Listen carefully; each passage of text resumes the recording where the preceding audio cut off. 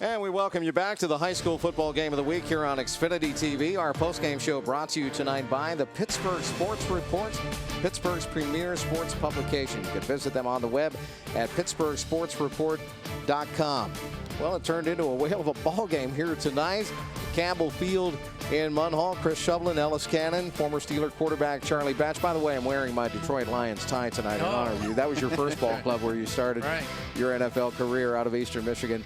And right now, in all seriousness, let's go down to the football field because we have a young man by the name of Paris Ford who played for Seton Salle here tonight, played hard on both sides of the ball.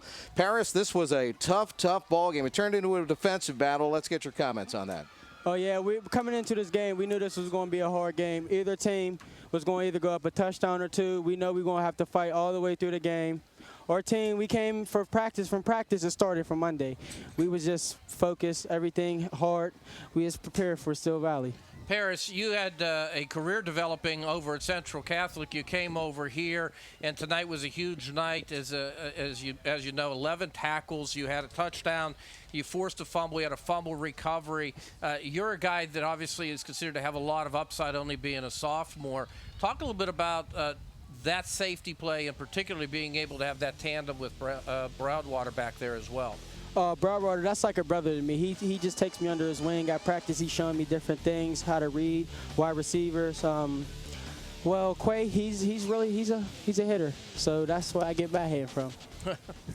Congratulations. This is Charlie Batch here. I'll talk a little bit about the touchdown pass, because you saw coming off the line, you saw what the defense was giving. You actually pointed up because you wanted the jump ball. Yeah. Talk about that in concentration. Talk about that play a little bit. Well, when I seen Tyler scrambling out of the pocket looking for someone, I just threw my hand up, praying he would see me. He see me. When he threw it up, I just went to go get it. It's just natural instincts. It was a great catch off of the tip. Paris, you guys are 4-0. How does that feel after this one's all said and done? It's great. It's great. We come in for everybody in our section. I'm just letting you know. I'm not being cocky. I'm just telling y'all. Oh, don't worry about that. Your coach will take care of the cocky part. Hey, but I think this is something that when you talk about early on, you talk about your goal was winning the state championship, and there's nothing less. Oh, yes. Oh, get 16. Coach, even from the summer, Coach was saying get 16 since the first day we got here. Everyone on the team is gelling into it. Everyone keeps saying it's around school. It's always around us. So that's our motto, to get 16 this year. All right. Congratulations on a great win here tonight. Thank you. Paris Ford, wide receiver and defensive back, sophomore for the Seton Salle Rebels, had a great game on both sides of the ball. And I know he's going to want to watch Xfinity TV on demand to see that touchdown catch over and over and over again. Yeah, and at the safety play, I mean, it really does jump out. I mean, those guys, Charlie, you mentioned they're 7-8 yards behind the it's a snap at times. They play linebacker depth, and you could get burnt a little bit on that on occasion as well, and that happened tonight. But, boy, they're aggressive. They come downhill. They're in the box, and it makes it very, very difficult for the quarterback, even in the pistol offense. They play sound defense. They stay in their gap. They don't allow big plays to beat them. And when it came down to holding on those responsibilities, you talk about a couple players that made plays out there. They won't show up in the stat book, but they made plays that impacted this game. Well, Charlie and Ellis, we have Damon Rossell, the head coach of the Seton Salle Rebels, with us on the field right now. Damon, I was kiddingly saying, to the guys up here in the booth, let's find out first and foremost, are you getting some oxygen now? Can you breathe? I told you guys at halftime I'm worried about my stress level, and that would just – we got to clean this stuff up. I mean, this is actually against South Allegheny 2 weeks ago. We're up by 2 scores, and we fumbled 2 or 3 possessions again. So I think it's just a lack of focus at the end. We have to, we just got to – there's not much else to say. I mean, we have to hold on to the football and finish games, And luckily our defense did. I mean, they've been up there, for the first 4 games. For the most part, they've been on par the whole game. So I like this defense, and I like the whole team. I like the defense a lot. So. Well, I like Billy Jackson in the middle there, man. Billy Jackson, yes. He never took a play off, and that safety play we're just talking. What a tandem you have there.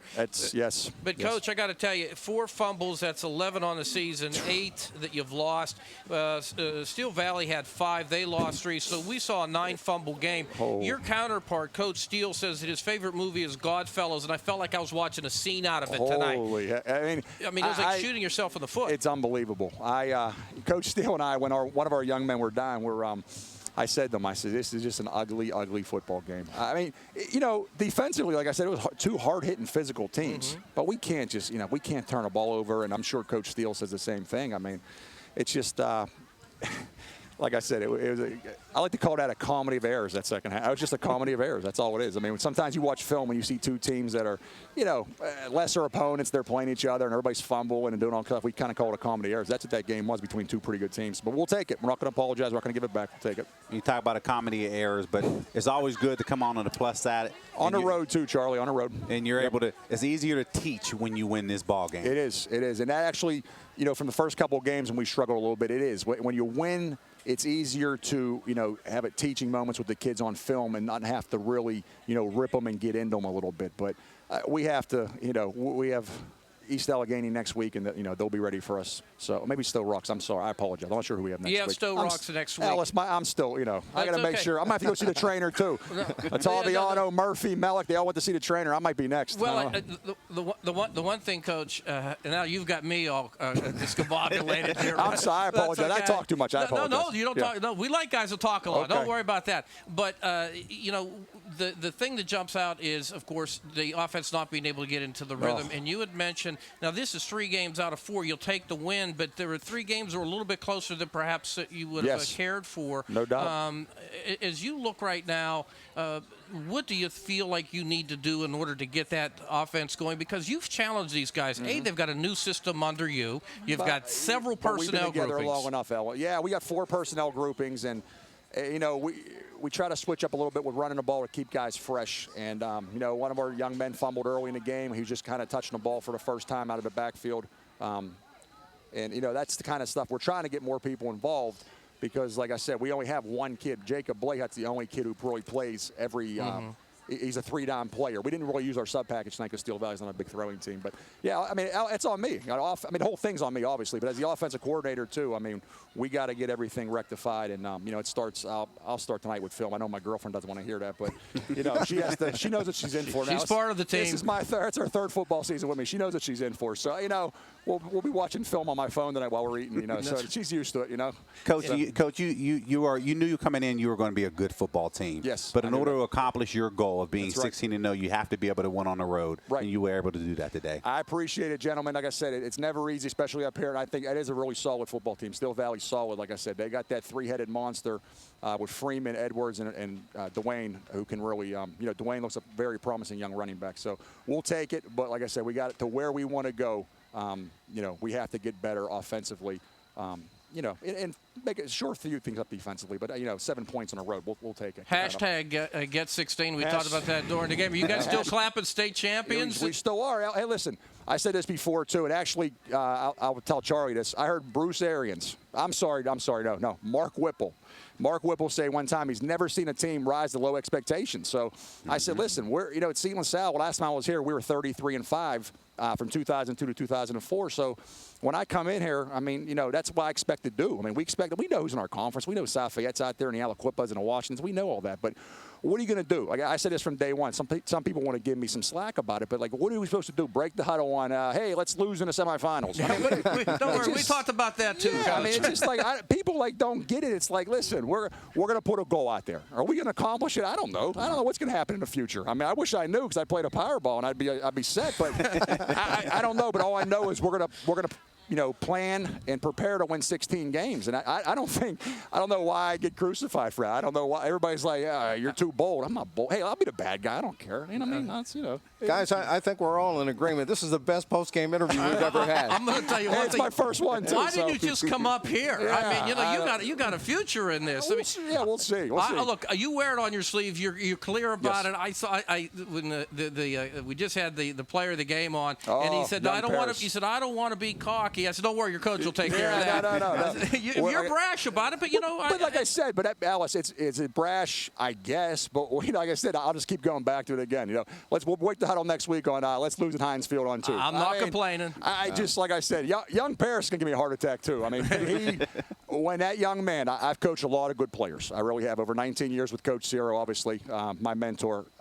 I've coached a lot of good kids. This young man has a chance, Paris Ford, to be as good, if not better than all of them. He just needs to play with it himself.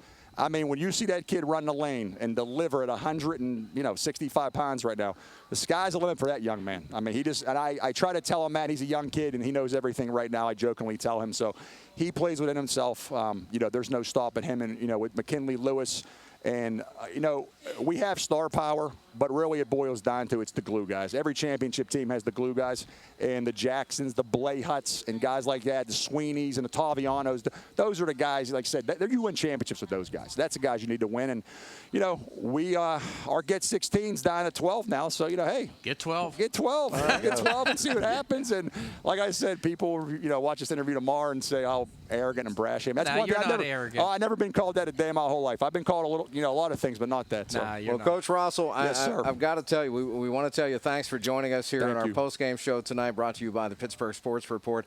Thanks for a great game. Obviously, you guys are 4-0, and we might see you down the road. Thanks for joining us. We'll see. Chris, Alice, and Charlie, I thank you for everything. You guys have a wonderful night. Thanks a lot. Thank you. Appreciate it. Great job, Coach. He thinks his girlfriend's going to be mad at him. She's going to be mad at us if we don't let him go pretty soon. Our bosses are going to be real happy with us as well. Let's take a look at the play of the game here tonight here on Xfinity TV On Demand on our high school football game of the week. And, Steel Valley had some moments, and that was a great one right there that put them right back into the ball game as we saw Freeman hurl that ball downfield, and Trey Earl Edwards got underneath it and set them up into the red zone.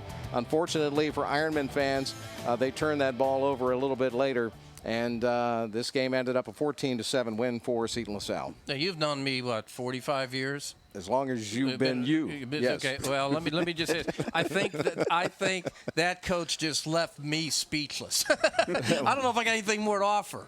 He's great. I think he touched on it all, and he wasn't trying to be arrogant at all in his comments.